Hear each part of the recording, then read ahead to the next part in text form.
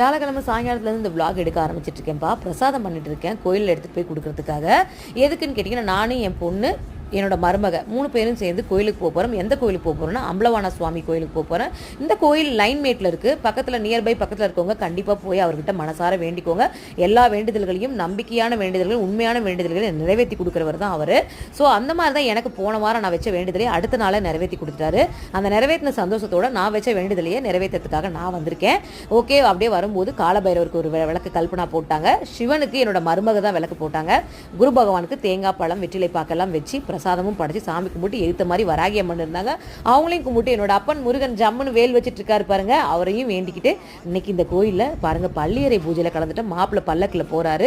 பள்ளியறை பூஜையில் கலந்துக்கிட்டேன். வாய்ப்பு கிடைக்கிறவங்க நீங்களும் பள்ளியறை பூஜையில் கலந்துக்கோங்க. பிரசாதம் எல்லாத்தையும் கொடுத்துட்டு நாங்களும் சாப்பிட்டுட்டு நான் கொண்டு போன சிலிண்டரையும் மாட்டிட்டு அவ்வளோ ஹாப்பியாக வந்துட்டேன். ஓகேங்க, பாய்ங்க. உங்களுக்கு எல்லாத்துக்காகவும் வேண்டியிருக்கேங்க. பாய்ங்க.